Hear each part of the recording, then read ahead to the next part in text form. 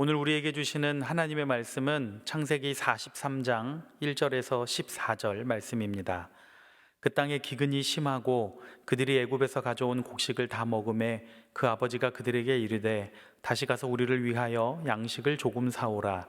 유다가 아버지에게 말하여 이르되 그 사람이 우리에게 엄히 경고하여 이르되 너희 아우가 너희와 함께 오지 아니하면 너희가 내 얼굴을 보지 못하리라 하였으니 아버지께서 우리 아우를 우리와 함께 보내시면 우리가 내려가서 아버지를 위하여 양식을 사려니와 아버지께서 만일 그를 보내지 아니하시면 우리는 내려가지 아니하리니 그 사람이 우리에게 말하기를 너희의 아우가 너희와 함께 오지 아니하면 너희가 내 얼굴을 보지 못하리라 하였음이니이다.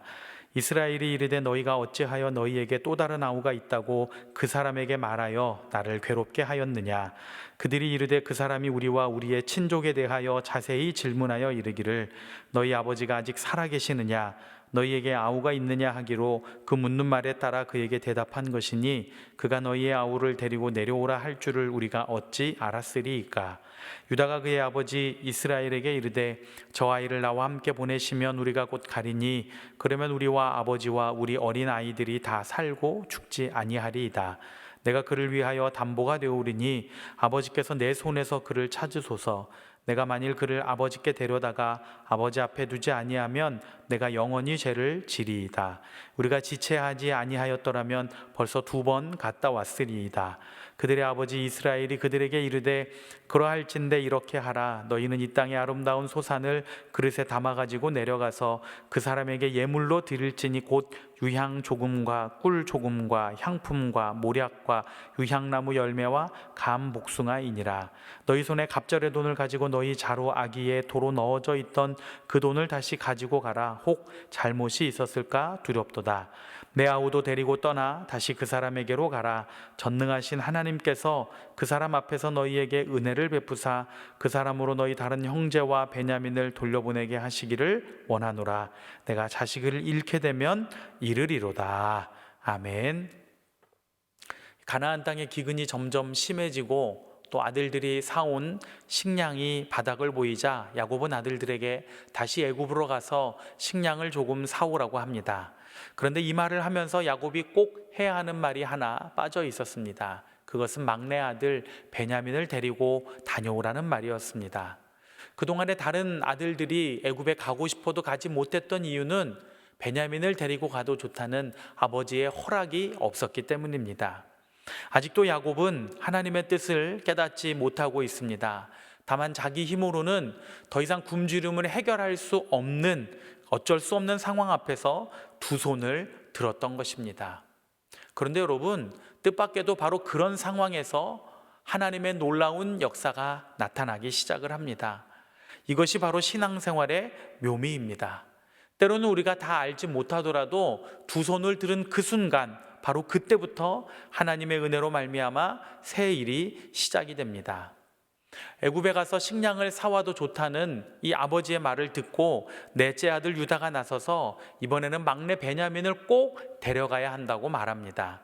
그러면서 베냐민을 가리켜서 말하기를 우리 아우 이렇게 말합니다. 그는 자신이 책임지고 우리 아우 베냐민을 반드시 데려오겠다고 하면서 자기 자신을 담보로 걸었습니다. 어떤 이유로 유다가 이렇게 변화되었는지는 정확히 알 수는 없습니다. 다만 이러한 변화는 앞으로 야곱의 가족들이 한 공동체로서 애굽에 이주하여 거기서 살면서 훗날의 출애굽을 위한 비전을 이뤄갈 준비의 신호탄이었습니다. 야곱의 아들들에게서는 미미하지만 변화의 조짐이 조금씩 보이고 있는 반면 여전히 야곱은 변하지 않고 있었습니다. 야곱이 변하지 않은 첫 번째 모습은 책임 전가입니다. 6절 말씀입니다. 또 이스라엘이 이르되 너희가 어찌하여 너희에게 또 다른 아우가 있다고 그 사람에게 말하여 나를 괴롭게 하느냐. 야곱의 아들들은 애굽의 총리가 자신들에게 질문할 때에 이런 일이 벌어질 것이라고는 상상하지 못했습니다. 그러므로 의도적으로 이런 상황을 만든 것이 아니기 때문에 어떤 책임을 질 이유도 없습니다. 그런데 야곱은 이 모든 상황을 아들들 책임으로 돌리고 그들을 원망하고 있습니다. 이것이 야곱이 그동안 인생을 살아온 모습입니다. 오늘날 우리도 예수님을 믿고 성령의 충만함을 받았다고 하지만 여전히 변화되지 않은 모습이 있습니다. 아직도 성화되지 않은 모습, 성결의 능력대로 살지 못하는 모습, 또 성숙한 신앙의 격을 갖추지 못한 모습, 이런 모습이 여전히 우리에게 있습니다. 우리가 기도하면 성령이 임재하면서 우리의 옛사람이 죽고 그리스도 안에서 거듭난 새 사람이 살아납니다. 그러나 기도하지 않으면 새 사람은 죽고 옛사람이 다시 살아납니다. 그러므로 우리는 기도하면서 옛사람이 강하게 작용하려는 것을 그때마다 억누르고 절제하여 옛사람이 살아나지 못하도록, 행하지 못하도록 노력해야 합니다. 야곱의 변하지 않은 두 번째 모습은 물질 중심의 사고입니다. 야곱은 아들들에게 애굽의 총리에게 갖다 줄 극진한 상품을 준비하라고 했습니다. 물질이 필요할 때는 사람의 마음을 움직일 수 있다고 생각했기 때문입니다. 그리스도인으로서 문제를 만났을 때 우리가 반드시 가장 먼저 그리고 끝까지 해야 할 것이 있습니다. 그것은 바로 기도입니다. 물론 아무것도 하지 않고 오직 기도만 하는 것이 상황에 따라서는 옳지 않을 수도 있습니다. 하지만 하나님을 찾는 기도는 제일 먼저이면서 동시에 가장 마지막이어야 합니다. 왜냐하면 하나님은 우리가 기도하지 않으면 아무 일도 하지 않으시기로 결정했기 때문입니다. 기도하면 다 알지는 못해도 내가 가는 이 길이 하나님 앞에서 최선의 길이 될 수 있습니다. 불안할수록 우리는 더욱 기도해야 합니다. 하나님께서 마음의 평안을 주시고 하나님의 뜻을 깨닫게 해주시도록 하나님의 음성을 들을 수 있도록 기도해야 합니다. 사람은 빨리 결정하고 움직여야 덜 손해를 본다고 생각하지만 충분히 기도하고 결정하고 움직여도 결코 늦지 않습니다. 기도는 절대로 손해보는 장사가 아닙니다. 하나님께서 사랑하는 여러분, 불안하십니까? 기도하십시오. 삶이 엉망진창이고 뒤죽박죽이십니까? 기도하십시오. 우리가 해야 할 일도 많고 준비할 것도 많지만 기도로 충분히 준비하지 않으면 우리가 준비한 그 모든 것이 무용지물이 될 수 있습니다. 내가 기도할 때에 하나님께서 일하신다는 것을 믿으시고 기도에 힘쓰면서 여러 가지 것을 준비할 때에 하나님께서 여러분을 위해 반드시 일하시고 새로운 문을 열어주실 것입니다. 야곱이 변하지 않은 세 번째 모습은 제한적인 믿음입니다. 14절 말씀입니다.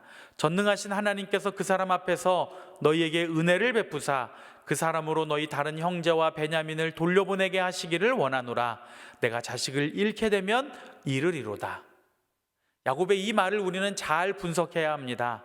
억지로 베냐민을 보내면서 야곱은 전능하신 하나님을 고백합니다. 그런데 야곱의 말 맨 뒤에서 야곱이 베냐민의 죽음과 관련하여 체념의 뜻을 보이고 있습니다. 그래서 야곱의 믿음이 제한적인 것입니다. 만약 야곱의 믿음이 진정 전능하신 하나님을 향한 믿음이었다면 그는 전능하신 하나님께서 그 사람 앞에서 너희에게 은혜를 베푸사 그 사람으로 너희 다른 형제와 베냐민을 돌려보내게 하시기를 원하노라, 여기까지만 말했어야 합니다. 야곱은 말로는 전능하신 하나님의 은혜를 이야기하고 있었지만 그의 속으로는 의심하고 있었습니다. 오늘 우리는 어떻습니까? 전능하신 하나님께 진정 모든 것을 맡기고 있습니까? 하나님의 능력이면 충분하다라고 정말로 믿습니까? 혹시 겉과 달리 속으로는 여전히 제한적인 믿음을 갖고 있는 것은 아닙니까? 제한적인 믿음으로 인하여 능력이 나타나지 못합니다. 하나님께 모든 것을 맡기는 믿음의 성도, 그것이 바로 오늘 우리가 추구해야 할 모습입니다. 야곱의 가정은 변하고 있었습니다. 아들들의 무뎌진 양심이 조금씩 살아나기 시작했습니다. 죄를 인정하면서 가족의 사랑이 회복되기 시작했습니다. 형이 동생에 대한 책임감을 갖기 시작했습니다. 그러나 영적으로 구심점 역할을 해야 하는 야곱은 전혀 변하지 않았습니다. 하지만 이것만으로도 하나님은 놀라운 일을 행하시고 계셨습니다. 머지않아 이 가정에 놀라운 일이 일어날 것입니다. 하나님께서 사랑하는 여러분, 우리는 변해야 합니다. 하나님 앞에서 날마다 버릴 것은 버리고 더욱 성숙해져야 합니다. 그래야 하나님께서 우리를 통해 가정과 직장과 사업장에서 놀라운 일을 행하실 수 있습니다. 우리를 변화시키시고 성숙하게 하시는 하나님의 은혜가 바로 여러분의 삶에 충만하기를 간절히 축원합니다. 이 시간 우리 같이 합심해서 기도하겠습니다. 우리 함께 기도할 때에 하나님, 날마다 주 안에서 성숙한 신앙인, 변화되는 신앙인, 날마다 자라나는 신앙인으로 든든히 설 수 있는 저희들이 되게 하여 주시옵소서. 우리 안에 사랑이 회복되게 하시고 서로가 서로를 책임지는 아름다운 그 공동체의 모습이 주께서 사랑하시는 우리 신촌교회 안에 가득하게 하여 주시옵소서. 합심해서 기도하겠습니다. 사랑과 은혜가 풍성하신 아버지 하나님, 주님의 크고 놀라우신 은혜와 사랑을 감사합니다. 주님께서 저희를 사랑하시고 붙들어 주시고 인도하여 주시는 그 은혜에 감사합니다. 하나님, 야곱의 가족들이 조금씩 변화되고 있습니다. 가족 간의 사랑이 회복되고 있습니다. 아주 미미하지만 변화의 조짐이 나타나고 있습니다. 그러나 한편으로 야곱은 변화되지 못한 그 여전한 모습을 보고 있습니다. 하나님, 저희들 변화시켜 주시옵소서. 성숙하게 하여 주시옵소서. 날마다 새로운 은혜를 부어 주시옵소서. 성령 충만하고 인격적으로 또 신앙의 품격이 올라가는 저희들 모두가 되게 하여 주시옵소서. 이 아름다운 사랑의 모습이 우리 교회 안에 충만하기를 원합니다. 변화되기를 원합니다. 주여 도우시고 인도하여 주시고 함께하여 주시옵소서. 이제는 우리 주 예수 그리스도의 은혜와 하나님 아버지의 사랑과 성령의 교통하심이 하나님 앞에서 날마다 새로운 모습으로 성숙한 인격으로 성령 충만한 신앙인으로 살아가기를 다짐하는 모든 믿음의 성도들과 저들의 가정과 학업과 직장과 사업의 터전 속에 함께 하시기를 간절히 축원하옵나이다. 아멘.